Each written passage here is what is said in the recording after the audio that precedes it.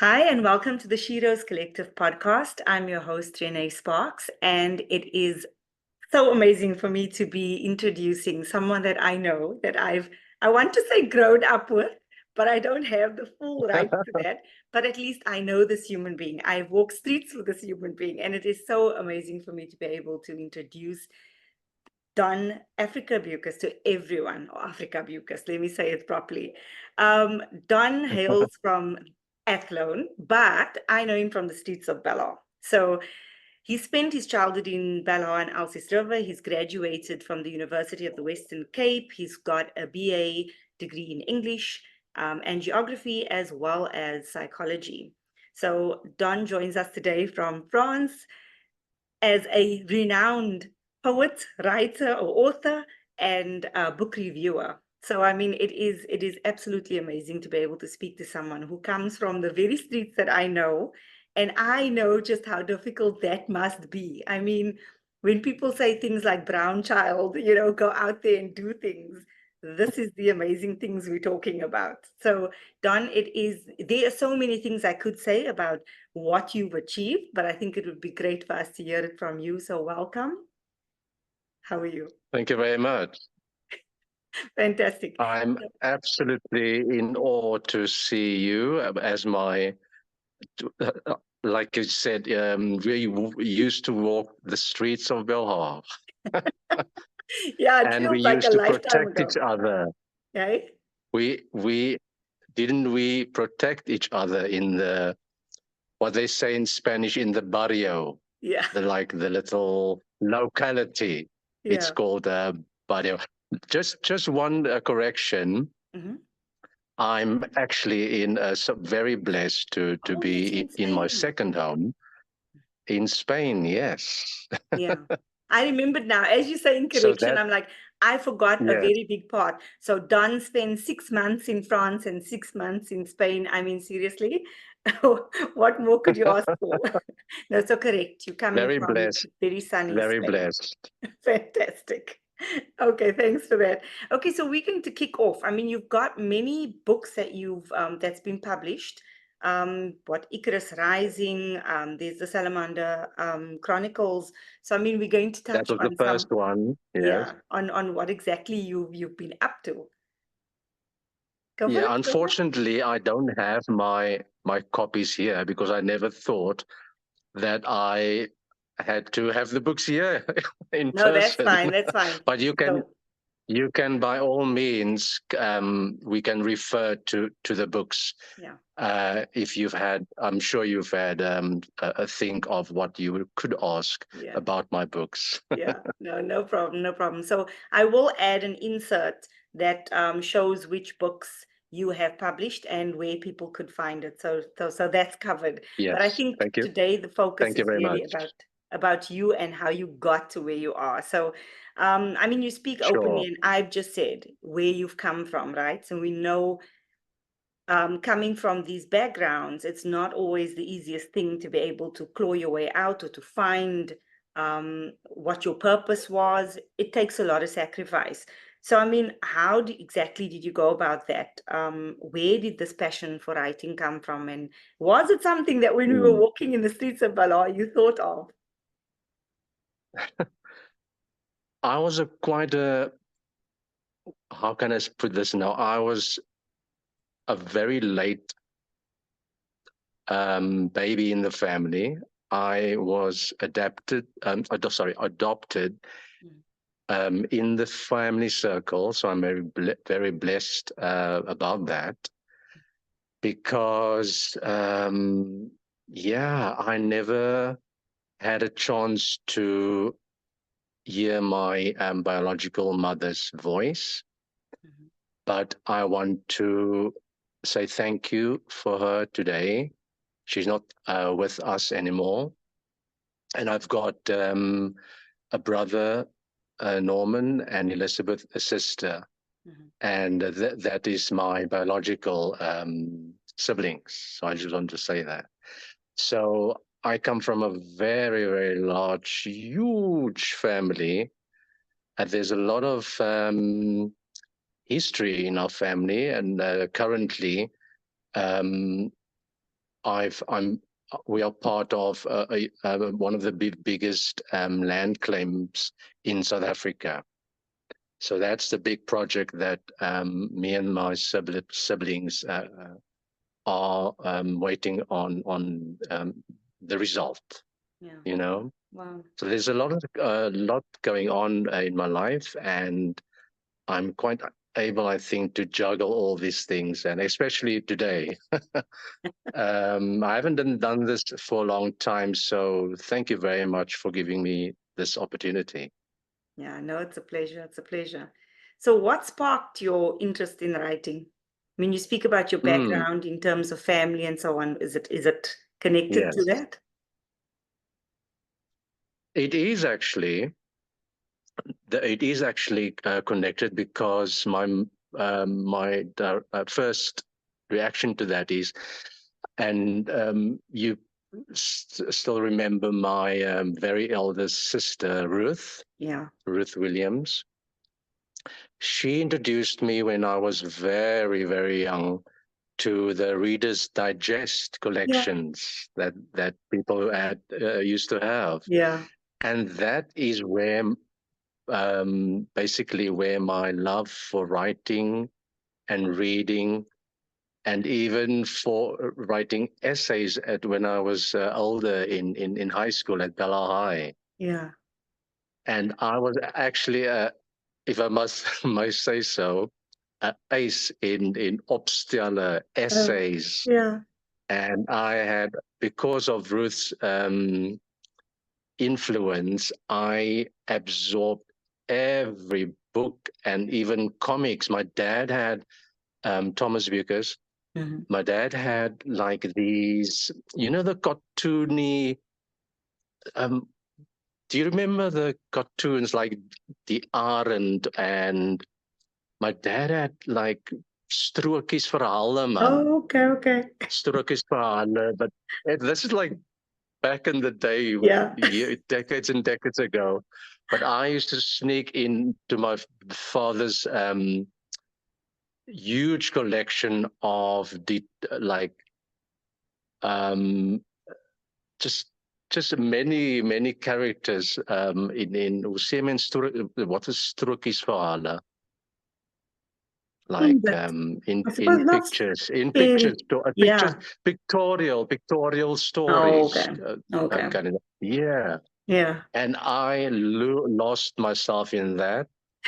And I think so that's the second reference to Yeah. my weird way of reading stories, interpreting it. And yeah, I used to sneak in, but I did get exclusive access to especially the Reader's Digest Yeah. collections, and I read every one that ever came through the post, and I Oh, thank my Ruth word. for that today. You know, Oh, my word. and because I was a very timid student, and I never talked. Yeah. I never talked because I was the youngest. Yeah, the youngest, and I always did not utter a word because I And grew now up, look. as you know. Yeah. Yeah, you know how many adults used to be in the house, Yeah. and there was me always cowering in the corner.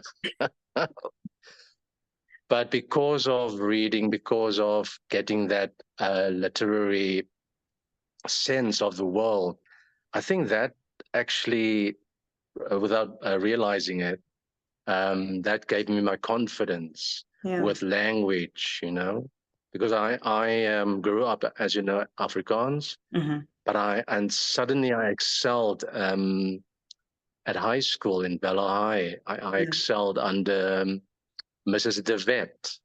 Oh, okay, okay. Do you A shout out to remember? her. Yeah, I hear you. Yeah, shout out. I've never heard from her again. I hope she's still alive. But anyway, yeah. So yeah, ask me anything. That's amazing. That's amazing. So the one thing I didn't touch on is that you were actually a teacher and you've retired from teaching after 20 years of teaching. So Yes. again, I mean, Yes. you set on a path, you knew that this is what you were going to do. And then when did this big break happen for you from teaching to now being a published author, being able to live in the way that Mm. you've just that we've already expressed? I mean, that is, I want to say the soft life, but it's a well-deserved soft life. Let's put it that way. Yes. And I'm gonna hook on to that. Mhm. Um, I was 8 years. I was a teacher in South Africa, Yeah. but my break into the wider world came when I was recruited back in the day to um, teach in England. Yeah. But even further than that, as you know, um, Clint Beach Mhm. and I decided at the time there was a whole exit of youngsters going to over to England. Yeah. You know, I was around a fire pit when someone's mentioned, "Oh, I'm going to go to England," and I said, "How the hell do you get to England just like that?" And that's how it happened. We, Clint and I, and his family agreed that we would take that huge step to go overseas. And London was our destination. Yeah. And so, Use means, how do you say in Afrikaans now? Take the bull by the horns. I Yeah, can that describe it expression. as that.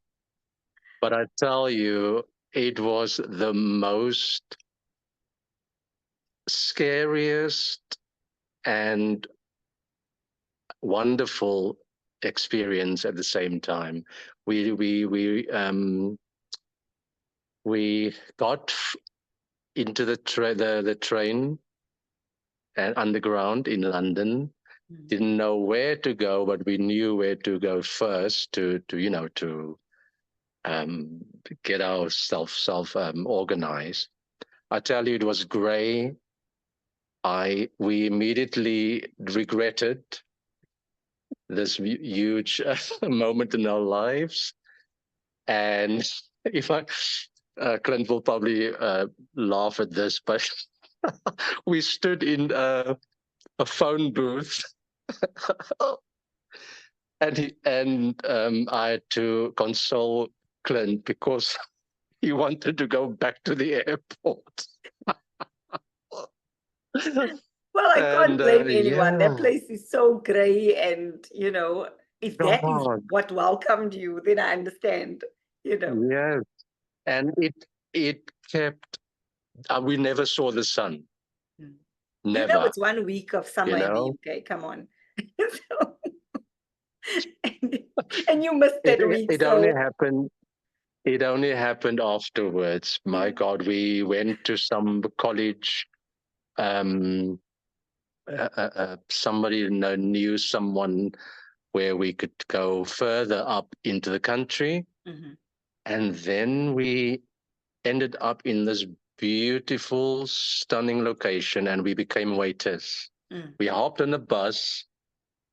Um, we hopped on a bus, came to some little village, beautiful place. Mhm. Um, and we were there for 10 months, as you know, Yeah. and worked as waiters. But I also started my overseas um, teaching there. Okay. And all I had to do was to prove with my documents and stuff and whatever. But that's how I ended up in England, Yeah. you know. And I never knew that no, I'm going to be honest now. I knew that I was destined for bigger things. I Yeah. always dreamed of going further Mhm. off from my boundaries, you Yeah. know.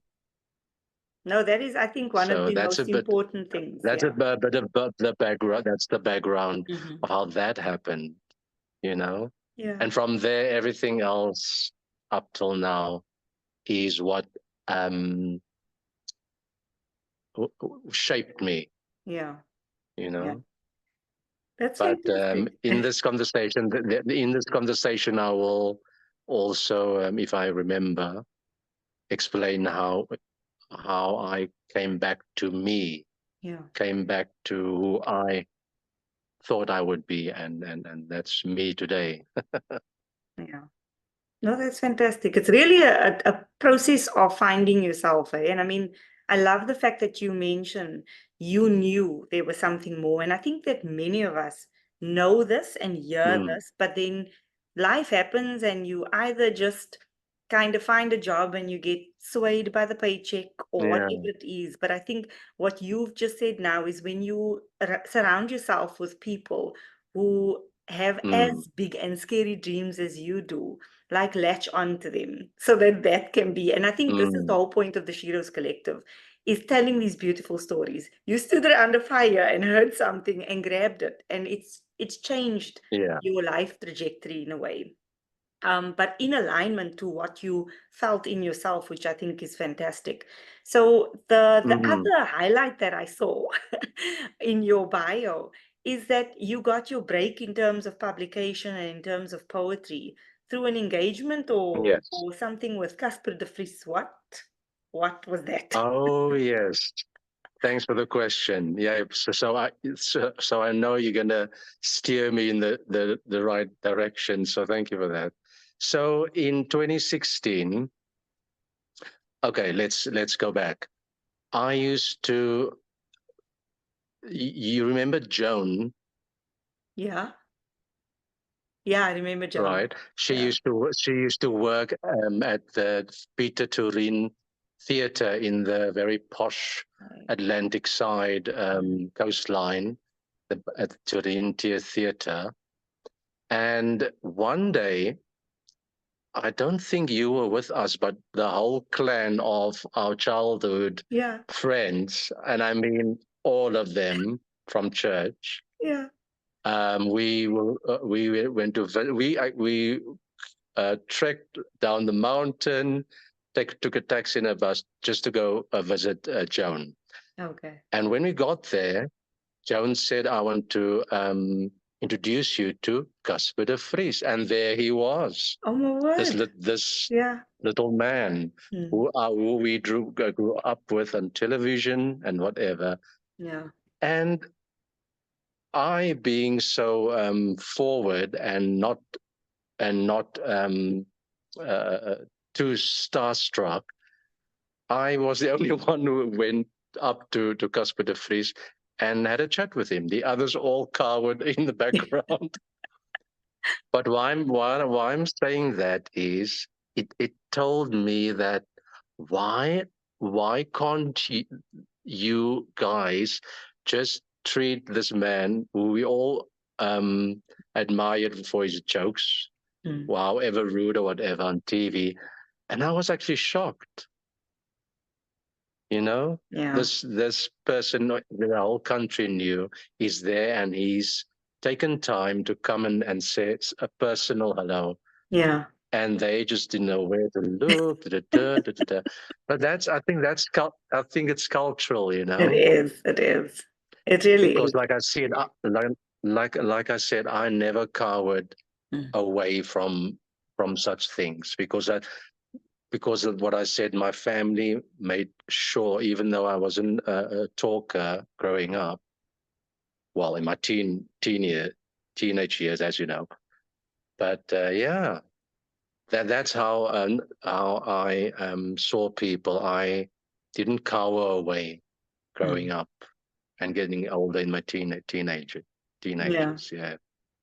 So that was your first encounter with him. Did you, how did it come Yes. about that And you connected on this? okay, so in 2013, by then I decided to write my first book. Hmm. So that's very early on, and I'm just losing my train of thought again. Oh yeah. Mm. So I started it, and I thought, this could actually be a real thing. And what I did was I always kept notes of poetry lines, pieces of poetry here and there. Mhm. And as I collated all these papers together with my writing, suddenly, for some reason, I came to know that there was going to be this huge, weird and wonderful art collection Mm. from Casper. And knowing, you know me, I'm very forward for, as I said before, Mm. I grab opportunities Yeah. when I know it's going to be beneficial, not only to me, Yeah. but whoever I know, you know. Yeah.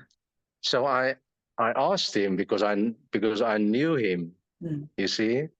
So I thought, oh, I'm going to ask him, what is this about? Yeah. Abstract collection about apes, what the hell, Mm. you know? And I asked Casper, can I ask you a weird question? I would love to interpret your paintings. Okay. And I ended up interpreting in poetry 9 exclusive Wow. artwork from his huge collection. Mhm. And wow, I'm getting goosebumps now because my brother actually went to hear this humongous opportunity. Norman, my Mhm. brother, actually represented me, Okay. Wow. and it was a huge event, and I'm so glad that my brother Norman represented me. It was Mm. it was it was a huge thing for me. It was today. It's still one of my first and most important moment Yeah. because he said, yes, I want to see what you can do. But we Yeah. never, they call it ekphrastic poetry. It's a tradition because the ancient Greeks Mhm. used to interpret Oh. images or Okay. imagery, the ancient Greeks. Mm. That's what I came to know about it. So yeah, but it was so big because although there were 9, I interpreted 9 exclusive paintings, and but within that collection was a very special 4, like a, a quadrilogy, like 4, what Mhm. they call a quadrilogy. There were Mhm. 4 special ones that I thought I want to do not a trilogy but a quadrilogy, Mhm. and that's how it happened. No. That was a special 4, Mhm. a quadruple, Mhm. and then there were others as well, and yeah, it just went from there, and It's that is amazing. why I'm now known. I'm known. I'm known in South Africa, if I might say. I think there's only, besides me, there's 2 or 3 other artists. Mhm. Jonelle Skults up in Johannesburg, Mhm. Val Smith, and oh God, she's gonna hate me. I can't remember the third lady.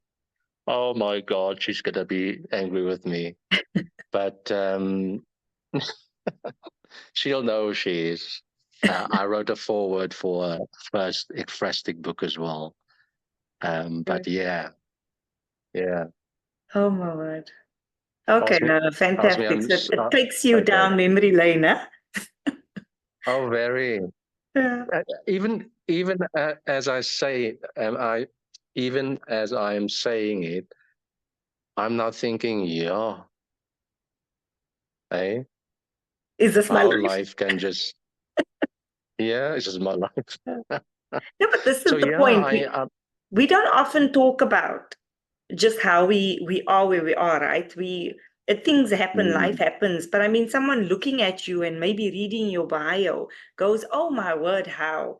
So it's exactly it. It's the shared. mm, How do you get there, and how do you actually? Because you're still so humble. I mean, the Afrikaans phrases are going, the words are there. yeah, You're still acknowledging that you come from these places. And so, I mean, yes. how do you keep yourself grounded? What's you being well known, your books are being sold on Amazon. How do you remain Don Bucas? Uh, I'm just hugging life always. And my biggest inspiration is my civil partner, Stephen Watts. Okay. Well done, Stephen. And well done, Stephen, for us. Yeah. But yeah, that is my core, really. You know, it's been 24 years now, Okay. and as you know, I, or not know, in Cape Town and in the colored community, you know, I was actually sort of forbidden not to be gay Yeah. No, no, no. We're well aware of the because issues around that. Yeah. be, because the family didn't know how to deal with it. Mm, mm, So it wasn't spoken about. yeah. It wasn't allowed. And I've always felt ashamed, Mm, you know. yeah. But if I didn't go overseas, I would never have this life now, Yeah. So not only are you because being that's true where, to you could be more, but you're being true to who you actually are and yeah, who you want to love, which is powerful. So yeah, powerful. Mm, yes. And it came naturally. mm. No, that's And beautiful. that's why God is so prevalent in my life. I would never have done anything without God, Mm, you know. I know people have different versions of God and their own versions, but my version is what I've experienced. yeah. You see, I even I even challenged God if He exists, Mm, and I want to tell you this now because I want to be truthful. mhm. You know why I am a Christian. I don't have to do the hoo-ha choir singing, knock on the door. You know how Yeah, we it's grew what's up. in there. Yeah. But in my adult life, I found that um, you we all ask for evidence if God Mm, exists. yeah. And then my moment came when my adopted um, my my mother, who was my adoptive mother, Mhm, Auntie Poppy, they called her, mhm, when she died in 96, I think. Yeah, 96. My belief in everything and even God ceased to exist okay. because there I sat in a cold hospital room, Mhm, and I thought, and there was a black bag, nogals, mm, and there I sat in this clinical environment mm, next to the body because yeah. she just died before I came back to the hospital. Mhm, So I sat there and I asked, and I said, "No, what now? mm, What now? What am I supposed to do?" mm, You know. And then for some reason, I looked at the basin opposite the wall yeah. where the body was on the side, And I'm sitting there and I'm thinking, what the hell do I do? Mm. Is this it? There must be more than this, Yeah. you know? And I thought, and I prayed a little prayer. I said, God, please, if everything is real, if you're really here with me, I need proof now. Mhm. I need proof. This can just be it. Can't be it. And I thought, let's challenge God. And I said, God, if you really exist, you know, and wherever my mother um, uh, ends up, Mm. I want you to, I want to see water spurt out of that tap. Yeah. And I kid you not, even before in my mind that I did that prayer, water gushed out of the basin. Wow. Wow. And that is my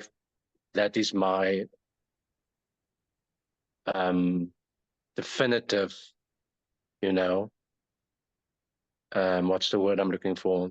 That was Proof confirmation for you that that he is there. Yeah. the God we know of, or whoever follows God's journey, Mm. you know. And I just said, thank you, God. And here I am talking to you about it because I still believe that if anyone doesn't believe, Mm. pray for a sign. Mm. And if your heart is open for it, God will send you a sign, Yeah. you know? Yeah. So that's my religious experience. And I hope other Christians and anyone not Christian or doubting it might open their souls to what I observed, Yeah. you know? Yeah. And that's who I am today. I don't ask any questions anymore. I'm living the best life I've ever lived, Okay. you know. Yeah. And yeah, I can't explain it to you how every day is just that. It's just a ah, you know, Yeah. and No, you it's must beautiful. embrace it. Like, Yeah. and that's why I'm so proud of you Nah. because I can see it in you. I can hear it in you. You have found your true self, I think. I'm on that journey. And I think for me, it's speaking to Yeah. people like you that just keeps filling my cup. And I keep saying this to people because people will say, you're so busy. How do you find time for this? This is actually what fills Mm, me because you're telling a mm, story, and I've had a common thread. Whenever I speak to someone, there's pain in the story, but that pain mm, is mm. somehow translated to something beautiful. So, I mean, what you're talking about Yes. now is having lost someone you loved, being given this comfort, and then utilizing the opportunities that you see to get you where you are. Mm, So it's not like it just came out of nowhere. There was something you yeah. had to do. There was a belief, there was a practice, there was all of that that needed to happen. So Yes. yeah, thank you for sharing. Yes. Yeah. Oh, pleasure. I have one more question for you because Okay. whoever's listening and is maybe writing, maybe publishing, how do you keep yourself motivated, and how do you I don't know if you've ever experienced like a period where you don't write at all, but how do you get yourself back I into have. that creative, space to kind of find it again? Yeah. Yeah. Thanks. That's a good question. Observing life, observing people, observing humanity, and even observing the worst of humanity, Yeah. because we can't cower away from the other side of being human. For example, not conforming in the right way to humanity, to your fellow human beings, you know? Yeah. So I cry when, for example, especially in Palestine, because it's quite flared up for a long time now.